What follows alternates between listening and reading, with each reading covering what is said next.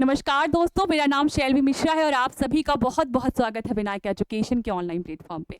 आज हम एक और करंट का टॉपिक लेके आए हैं। तो जैसा कि हाल ही में नीति आयोग के अनुसार हमारा जो देश है वो विश्व की चौथी सबसे बड़ी अर्थव्यवस्था बन गया है। ठीक है, जापान को पीछे छोड़कर हमने ये उपलब्धि हासिल की है। तो नीति आयोग के सीईओ वी सुब्रमण्यम के अनुसार जापान को पीछे छोड़कर भारत विश्व की चौथी सबसे बड़ी अर्थव्यवस्था बन चुका है। ठीक है, और हमारी जो अर्थव्यवस्था का आकार है वो लगभग 4 ट्रिलियन अमेरिकी डॉलर बताया गया है। ठीक है, आगे अगर बात करें तो हमारे यहाँ पे प्रति व्यक्ति आय में भी 2025 तक काफी वृद्धि देखने को मिल सकती है। 2013-14 में जो हमारी प्रति व्यक्ति आय थी वो थी 1438, जो कि 2025 तक 2880 रहने की संभावना बताई गई है।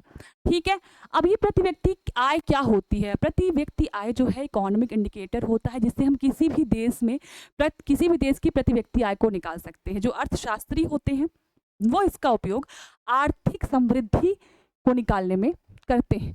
अब आर्थिक समृद्धि क्या है? आर्थिक समृद्धि कि अगर कहीं किसी भी देश में यदि सकल घरेलू उत्पाद और प्रति व्यक्ति आय में वृद्धि हो रही है तो हम ये कह सकते हैं कि आर्थिक समृद्धि हो रही है।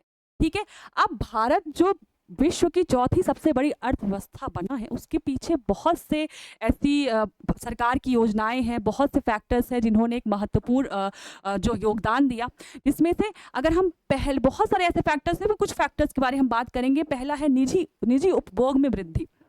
तो हमने ये चीज देखा कि कोरोना काल के बाद से लोगों में कंजप्शन को लेकर काफी जागरूकता आई है और सरकार के द्वारा भी समय समय पर कई ऐसी योजनाएं चलाई गई जो लोगों को कंजप्शन के लिए प्रेरित कर रही थी। तो एक महत्वपूर्ण योगदान है निजी उपभोग में वृद्धि। दूसरी अगर हम बात करें तो सरकार के द्वारा समय समय पर कई दीर्घकालीन योजनाएं लाई गई जो इस जहां आज हम पहुंच पाए हैं, विश्व की चौथी अर्थव्यवस्था बन पाए हैं, उसमें एक महत्वपूर्ण योगदान दिया है उस चीजों ने। ठीक है, अगर बात करें आईएमएफ के अनुसार 2025-26 में भारत की जो आर्थिक वृद्धि है वो 6.2% रहने की संभावना है। अगर हम बात करें तो आज़ादी के समय जो हमारा भारत था ना वो फ्रेगिल 5 में शामिल था। फ्रेगिल 5 अर्थव्यवस्था की ऐसी कंडीशन जो बहुत ही कमजोर अवस्था में है और कभी भी गिर सकती है, और आज फ्रेगिल 5 से हम टॉप 5 पर पहुंच चुके हैं और एक बहुत ही बड़ी उपलब्धता है। ठीक है, तो टास्क कठिन था पर आज हमने ये टास्क हासिल कर लिया है और आज हम विश्व की चौथी सबसे बड़ी अर्थव्यवस्था बन चुके हैं। ठीक है, अगर बात करें हमारे कुछ लक्ष्य रखे गए हैं 2047 तक विकसित भारत के लिए।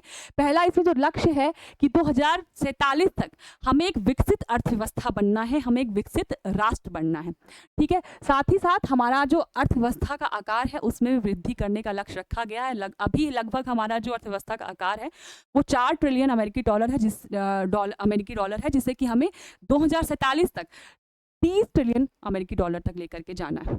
और हमें प्रति व्यक्ति आय में वृद्धि करने का लक्ष्य रखा गया है। जो विकसित अर्थव्यवस्था है वहाँ की जो प्रति व्यक्ति आय है उतना लक्ष्य हमें भी हासिल करना है। ठीक है, तो ये आज हमने एक महत्वपूर्ण करंट के टॉपिक के बारे में चर्चा की। आशा करती हूँ आपको पसंद आया होगा। बहुत बहुत धन्यवाद।